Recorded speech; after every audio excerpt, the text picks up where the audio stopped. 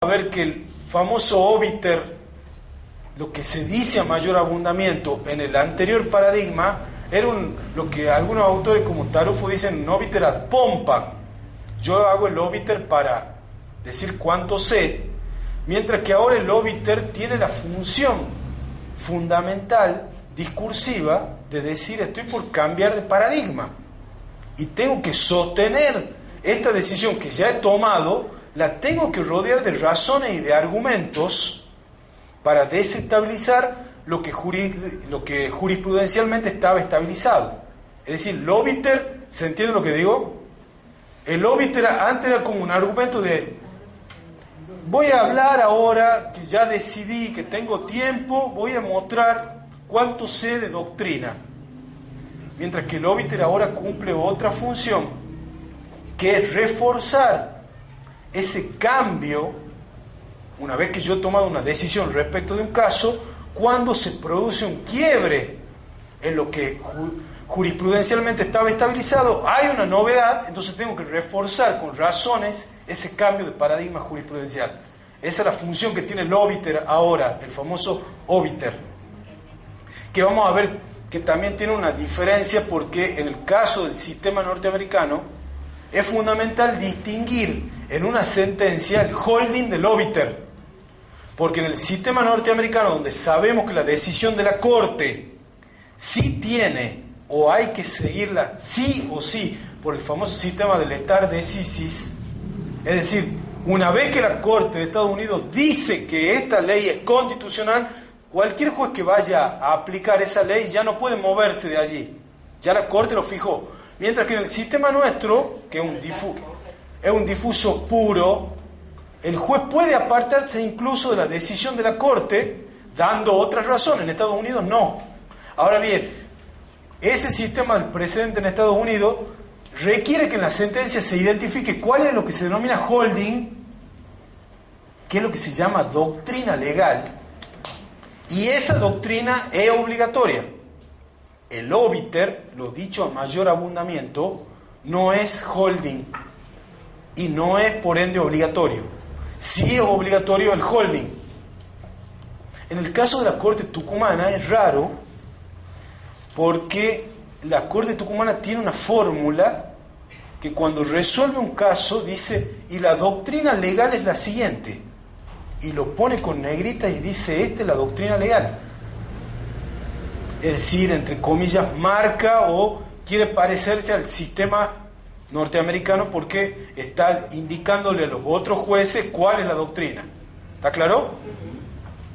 Bien, pero con mi dispersión me he perdido. Estábamos entonces, eso que es doctrina de la Corte Interamericana, de que el control de convencionalidad deben practicarlo todos los jueces, lo sostiene nuestra Corte, a pie juntillas.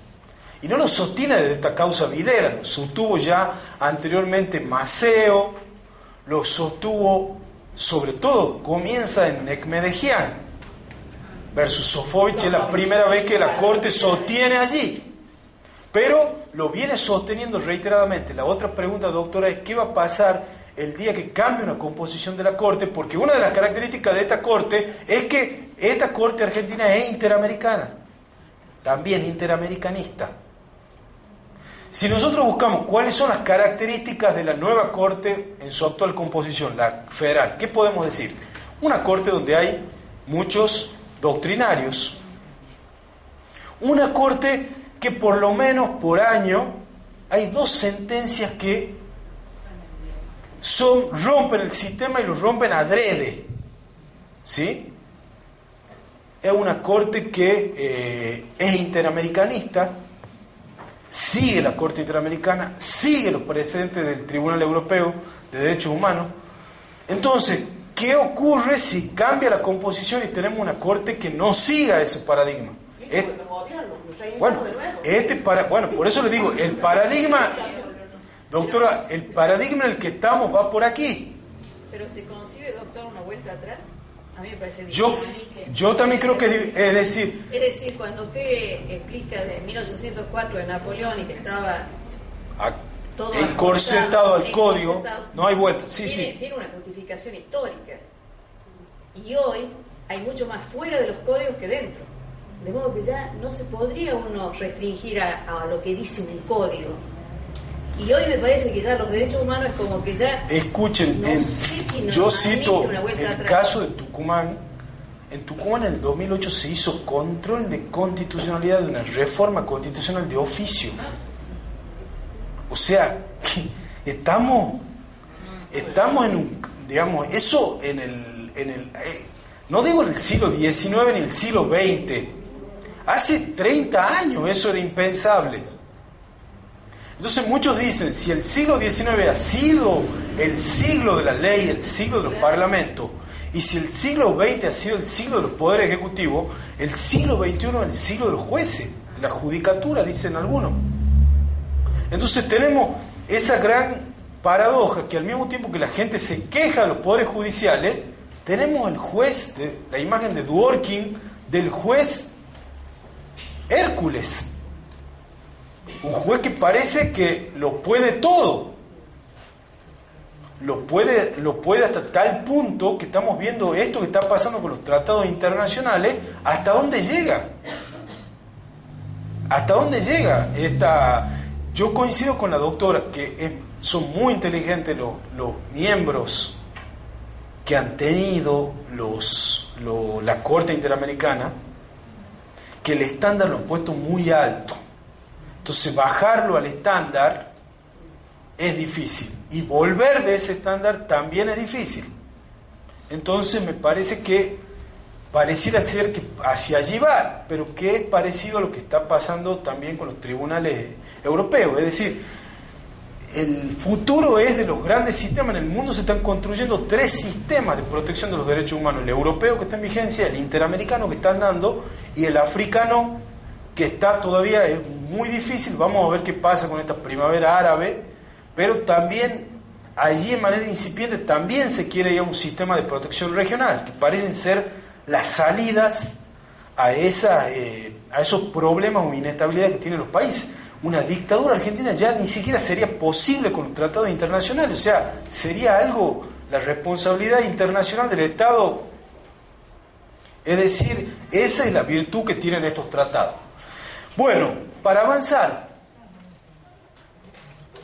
allí está la clave que dice la Corte Argentina, que en esa tarea, en el control de convencionalidad, se debe tener en cuenta no solamente el tratado, sino también la interpretación que del mismo ha hecho la Corte Interamericana, intérprete última de la Convención Americana. Miren lo que dice la Corte: se está atando de manos. Debe tenerse en cuenta, o sea, ustedes jueces de Catamarca, de Santiago, de Neuquén, de Tucumán, al hacer el control de convencionalidad en los casos concretos, no solamente tienen que tener en cuenta la letra del tratado, sino la interpretación que del tratado ha hecho la Corte Interamericana, intérprete última. La sentencia dictada en Trabajadores Cesados, del que le hablé, Trabajadores Cesados del Congreso versus Perú, ha subrayado que los órganos del Poder Judicial deben ejercer no solamente un control de constitucionalidad, sino también de convencionalidad de oficio. Otra vez el caso que les decía Videla. Entonces vemos que la Constitución recobra vitalidad. Aparece por momentos como un opus abierto y al mismo tiempo aparece impregnado de valores plenamente operativos. Ya no se interpreta con ese método gramatical, no se hace la interpretación de la Constitución, sino desde la Constitución, hacia la Constitución. El punto de partida y el punto de llegada de todo que lo impregna. Ustedes están viendo que ya hay algunos autores que hablan de derecho constitucional de familia, derecho constitucional tributario.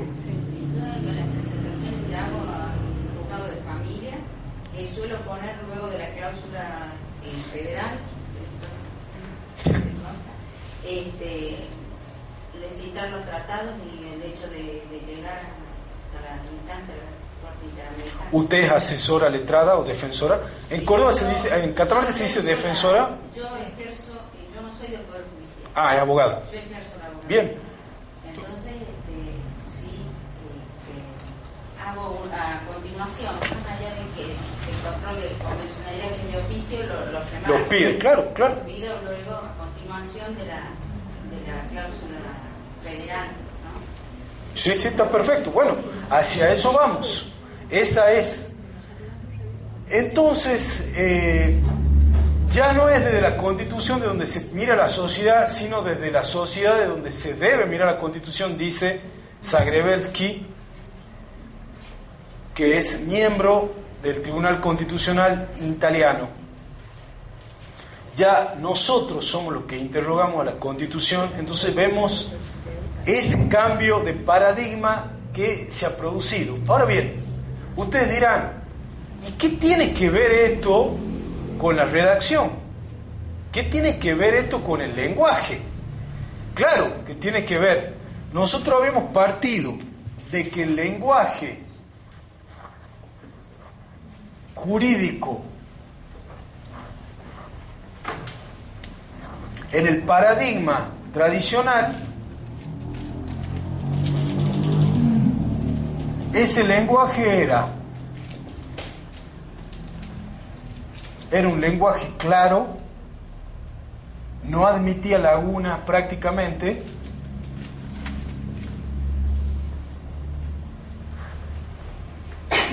habíamos hablado de Kelsen, matemática jurídica, y habíamos dicho que el código le daba todas las salidas al juez. Ahora bien, frente a ese paradigma tradicional, este paradigma actual recoge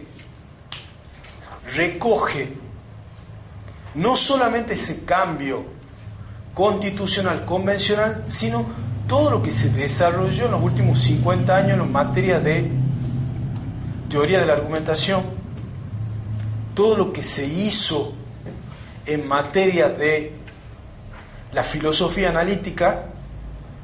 ¿Y qué hace? Que, como decía Carrió, el derecho lleva una forma menos espontánea y menos imprecisa, pero es al fin un lenguaje natural y participa de su vaguedad esencial, irremediable. Entonces, frente a ese lenguaje que formaba parte de un ordenamiento cerrado, donde estaba todo previsto, nos damos cuenta que nuestro propio lenguaje con el que nosotros usamos tiene una debilidad estructural, tiene indeterminaciones, tiene vaguedades, tiene ambigüedades, tiene aberturas, a veces aberturas intencionales, adrede. Ya vamos a ver que la Constitución de Catamarca dice algo así como: no se admiten discriminaciones por raza, política, y dice etcétera. Dice la Constitución de Catamarca, etcétera. Dice, digamos, el constituyente es lo demasiado ingenuo para colocar ese etcétera así. Ese etcétera, ¿qué quiere decir? Ese etcétera está abierto. Ese etcétera es una indeterminación que le deja al operador para que el operador luego pueda actualizar ese etcétera en función de las circunstancias del caso. En doctrina se dice que hay que presumir la razonabilidad del legislador. O sea, ese etcétera no es un parloteo baladí. No se lo puso porque, estoy apurado, voy a poner, no sé qué más poner, voy a poner etcétera. Estoy en la norma fundamental de una provincia. Ese etcétera está puesto adrede. Está abierto.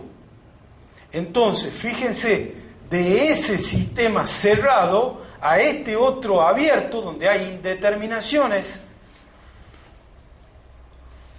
conceptos esencialmente controvertidos, como dicen algunos, indeterminaciones, vaguedades y ambigüedades. Algunas vaguedades vaguedades o ambigüedades, vamos a ver, pueden ser adredes y otras lo son porque hemos dicho que no tiene este lenguaje la exactitud del lenguaje de la física ni de la matemática. Entonces tiene ese defecto estructural, pero también está pensado así, para proyectarlo, para que el operador pueda llenar esos espacios que quedan allí. Entonces, vaguedad. ¿Qué es una vaguedad? Las vaguedades son expresiones que posibilitan graduaciones que dependen del intérprete. Ejemplo, artículo 14 de la Constitución. No es 14, está mal puesto allí. 18. Las cárceles de la nación serán sanas y limpias. ¿Qué quiere decir sanas y limpias? Y vamos a ver que la Constitución de Catamarca habla que tienen que ser centros de moralización.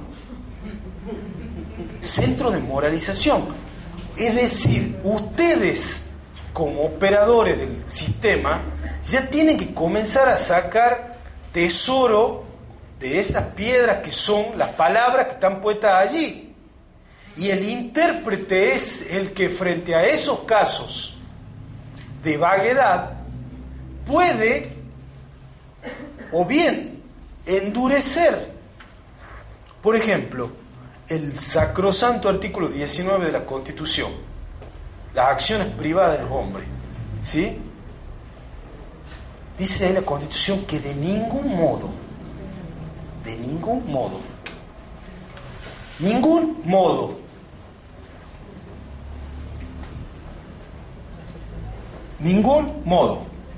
miren cómo la tarea del hermeneuta puede ir en una dirección o en otra. Frente a ese ejemplo, aquí sería un ejemplo de ambigüedad. Ya vamos a distinguir entre vaguedad y ambigüedad. Por ejemplo, la Cámara Federal de Córdoba tiene 2 salas.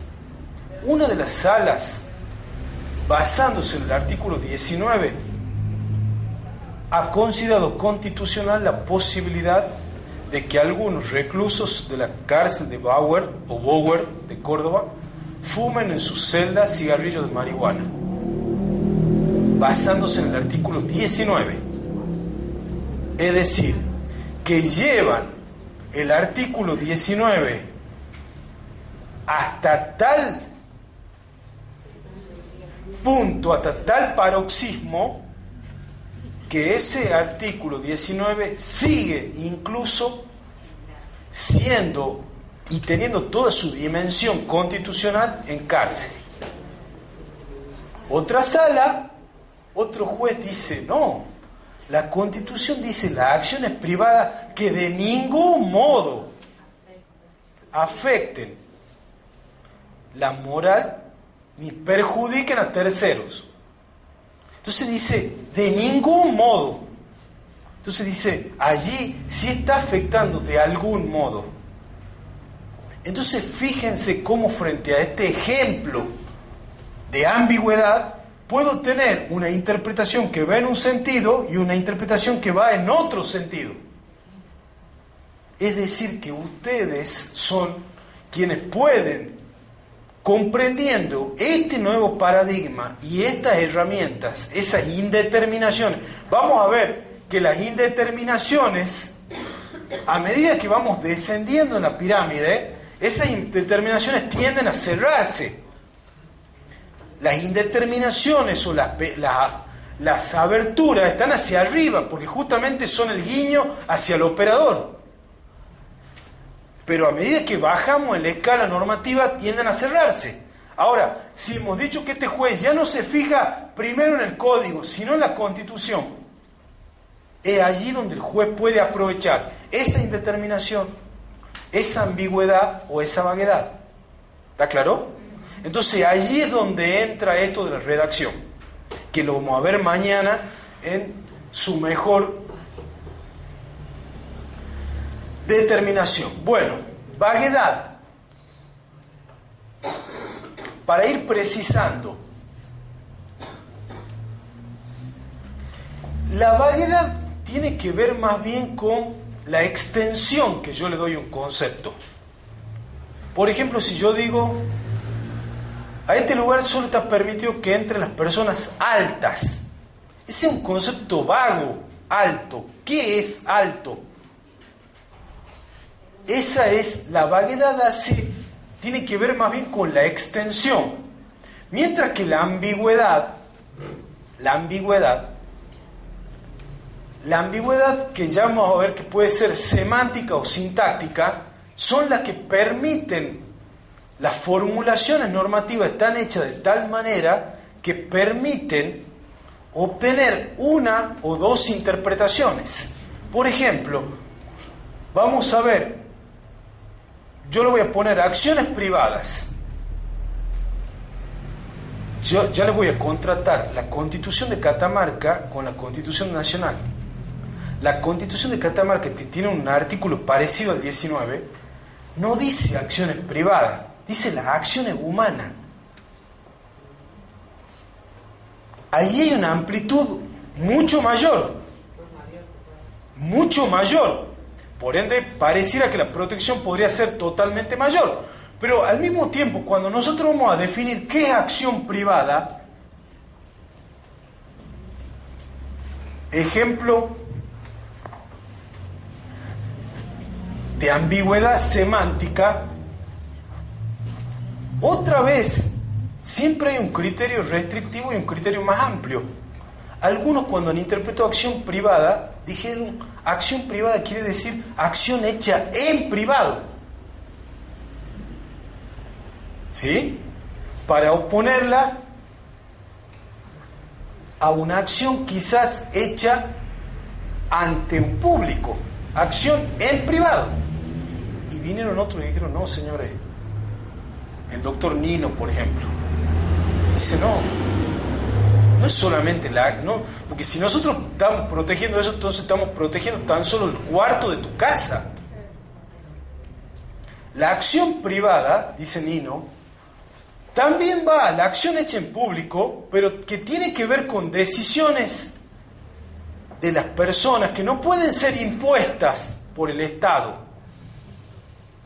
que tienen que ver con sus creencias, que tienen que ver con sus definiciones sexuales, con sus definiciones ideológicas y políticas. Eso es acción privada, dice Nino.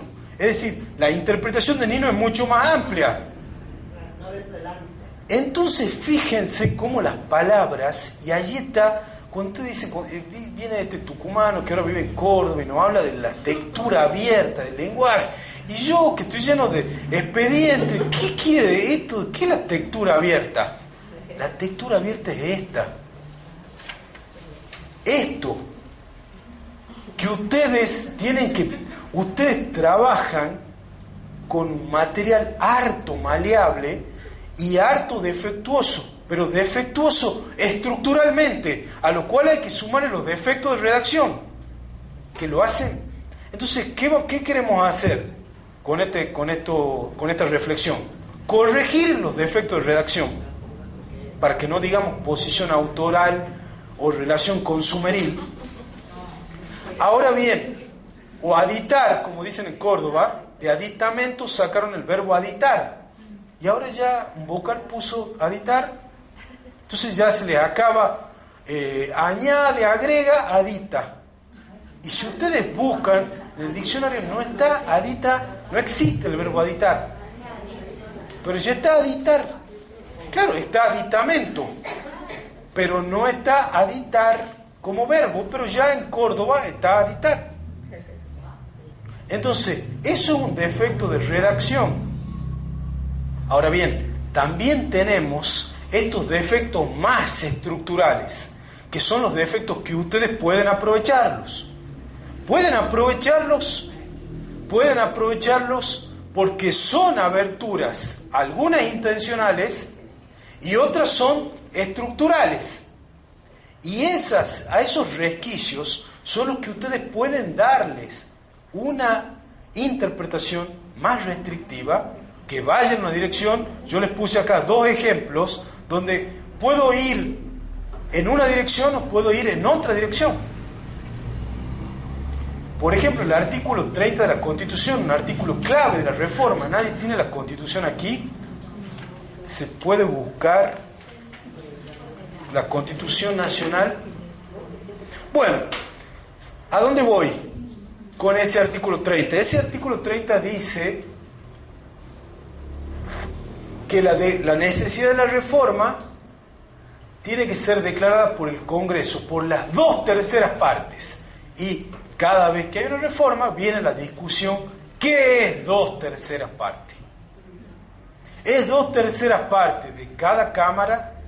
¿Es 2/3 partes? Vienen los que dicen, no necesariamente tiene que ser por medio de una ley, es una declaración, si bien históricamente la necesidad de la reforma fue declarada por ley, dice que como no es, puede ser el Congreso reunidas ambas cámaras, con lo cual se modifica el piso para contar esas 2/3 partes, 2/3 partes del total de los miembros del Congreso o de los miembros presentes.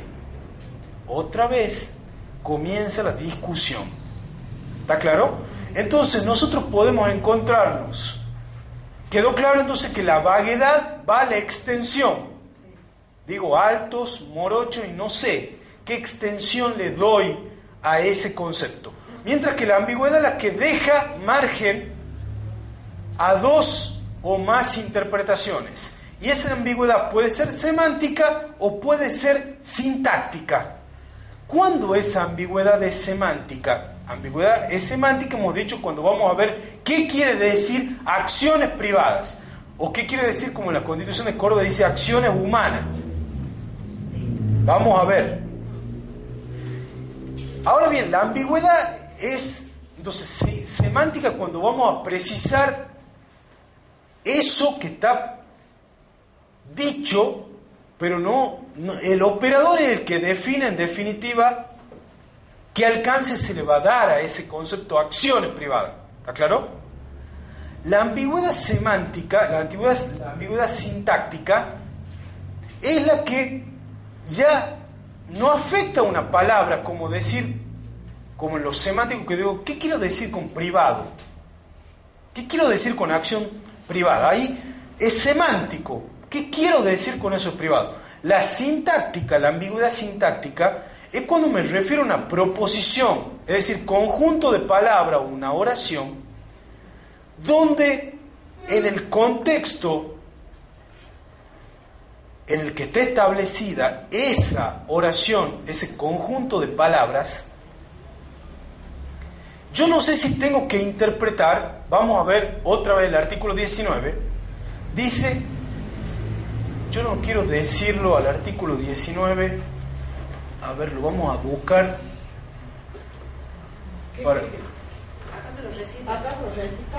a ver, lo vamos a recitar. Las acciones privadas de los hombres.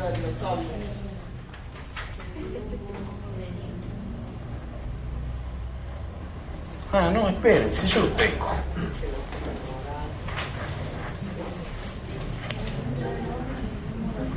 Aquí está, las acciones privadas de los hombres que de ningún modo afecten al orden, que de ningún modo ofendan al orden y a la moral pública. Miren, ni perjudiquen a un tercero, están solo reservadas a Dios y exentas de la autoridad de los magistrados. Bien, dice Nino. ¿Qué tenemos allí en esta ambigüedad sintáctica? ¿Cómo se configura, digamos, cómo se configura en esta ambigüedad sintáctica? ¿Cómo se configura la hipótesis en la que sí un magistrado puede penetrar en las acciones privadas? ¿Se entiende lo que pregunto? Es decir, ¿cuáles son los elementos que deben darse?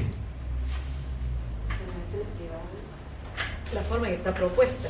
Sí, dice, ahí hay elementos que son concurrentes, claro. Es decir, yo tengo que ofender al orden y a la moral. Y pregunta, ese pública está puesto en singular. No dice el orden y la moral públicos. Es decir, no hay un adjetivo públicos que está hablando de orden y de moral, sino pareciera que está haciendo referencia tan solo a moral pública.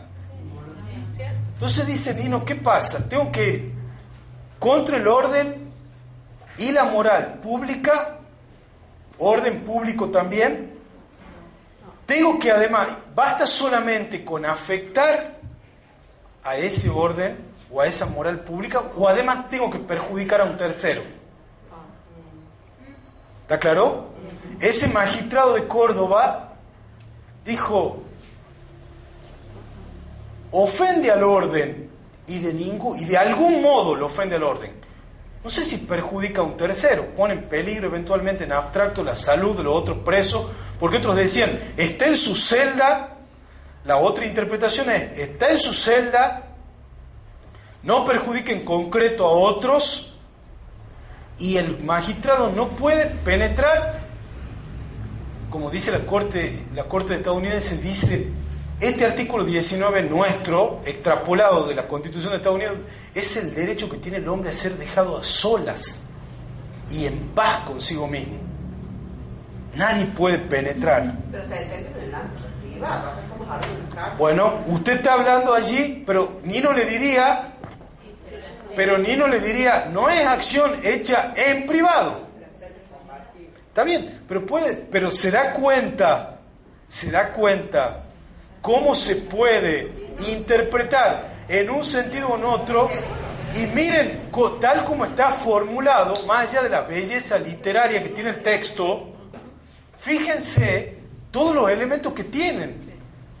Hay elementos, repito, debe concurrir también esa afectación al tercero para que el magistrado pueda penetrar en esa privacidad o intimidad, o basta tan solo con de algún modo ofender al orden.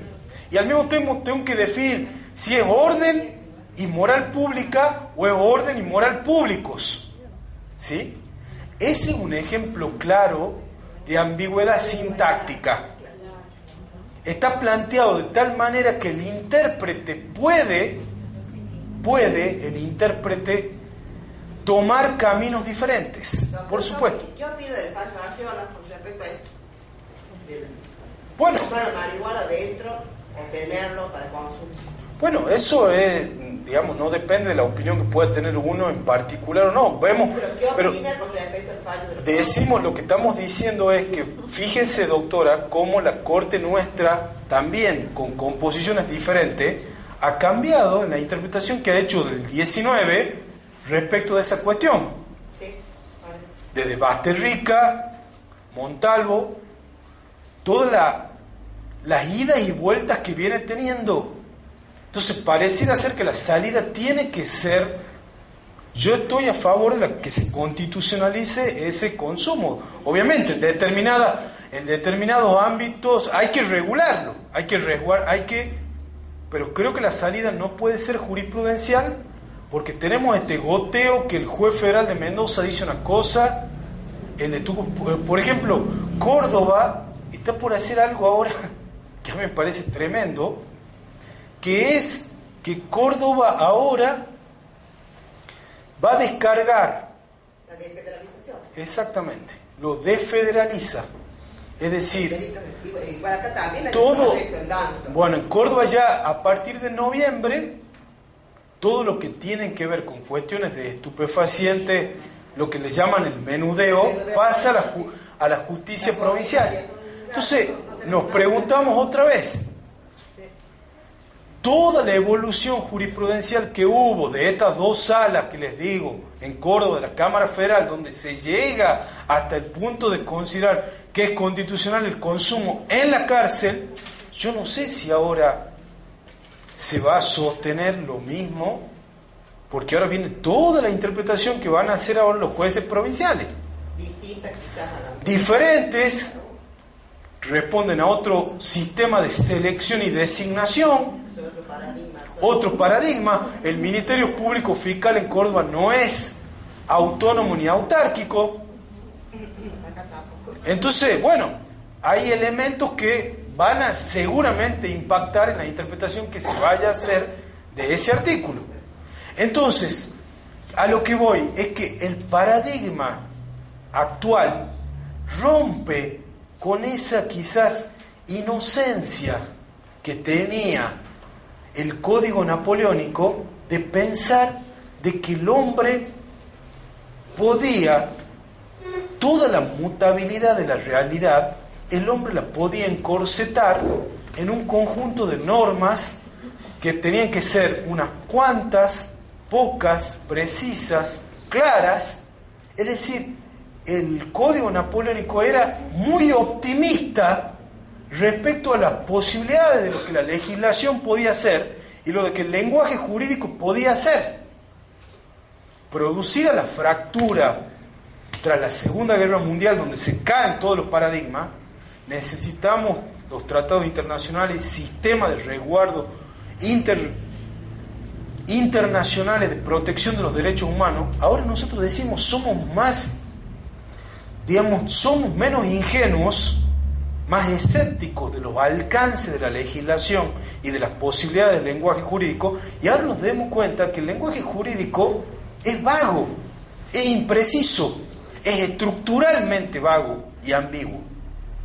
Entonces, allí aparece el operador, y allí es donde aparece el juez, que tiene estas amplias posibilidades para hacer ese margen.